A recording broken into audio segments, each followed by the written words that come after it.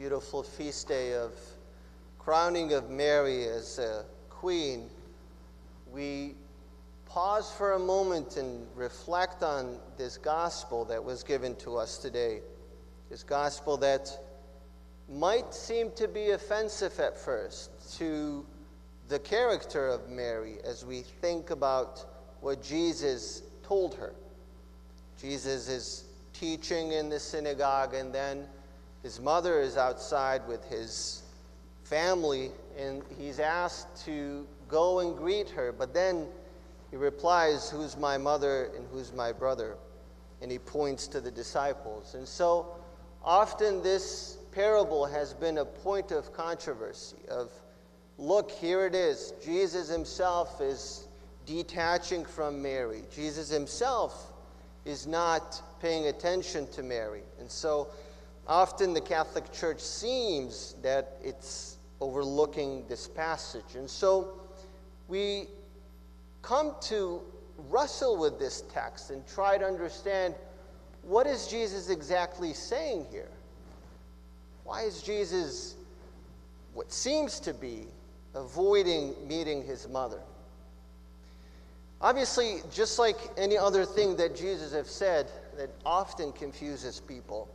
And the problem is when you just take it and reflect on it from our point of view and forget the depth of what Jesus is trying to say, or when we don't connect events together, then we have a problem. But when we do, I think we get a clear picture of what Jesus is trying to do here. He's teaching the crowd, us, and he's also teaching his mother something very important that is going to be revealed to her and to the crowd soon. Obviously, Jesus cannot say, "I don't have a mother," because that was the first thing that Jesus wanted them to know, that he came and he was born of a woman. So there's no way that he could deny the fact that he has a mother. He wasn't just dropped from heaven and all of a sudden there's a human being that we don't know where he comes from. Obviously, that is clear.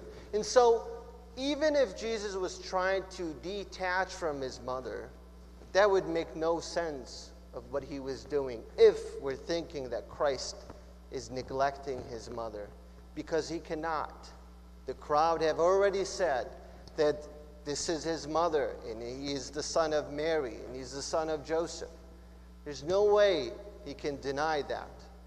And he doesn't want to deny that. And so that's out of the picture, that Jesus is trying to detach from his mother because he cannot.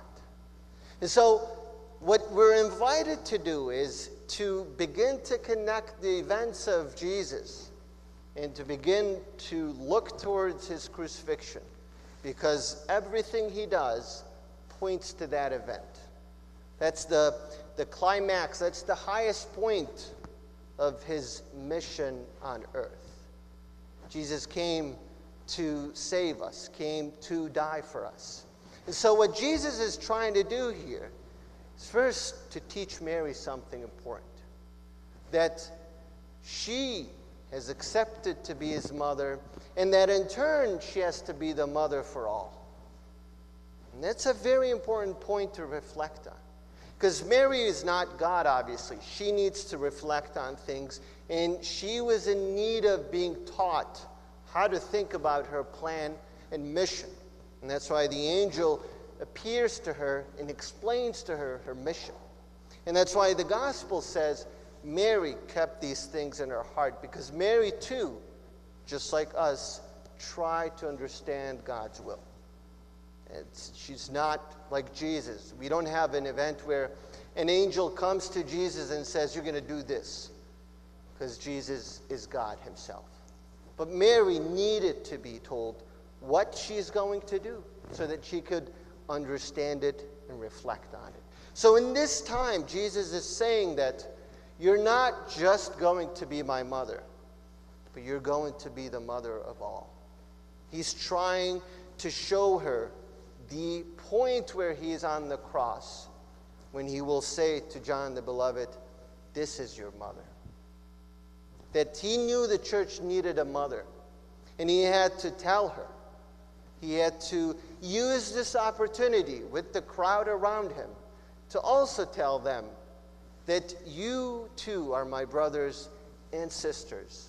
And that if Mary is my mother, then she is your mother too. Because the motherhood of Mary does not end with Jesus ascending to heaven. It continues.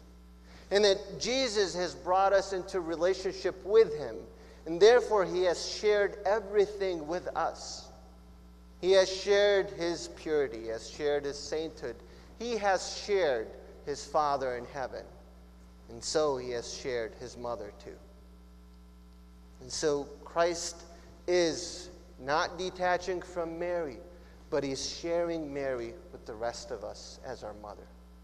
And so this is why the church uses this text to even go further and say that Mary was part of our salvation. That Mary participated with Jesus in redeeming us. Because it's through her that Jesus had flesh.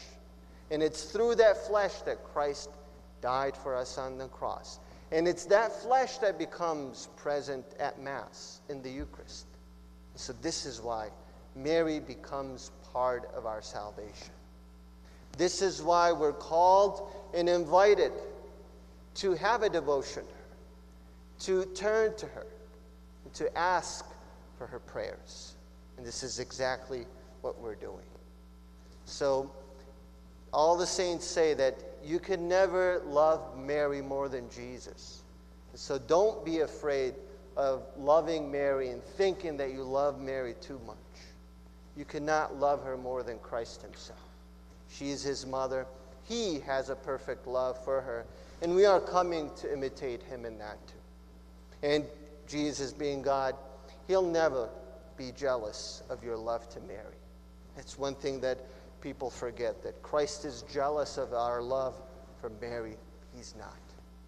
Christ shares his mother with you. And so turn to her, pray to her, ask her for intercession, and use this motherhood to teach you about Christ more and more. So as we begin this Mass, and every other Mass, we begin thanking Mary, and it's in one of the prayers, for her yes, that through her we have Christ. Through her we have this body of Jesus that we receive and we're united to him.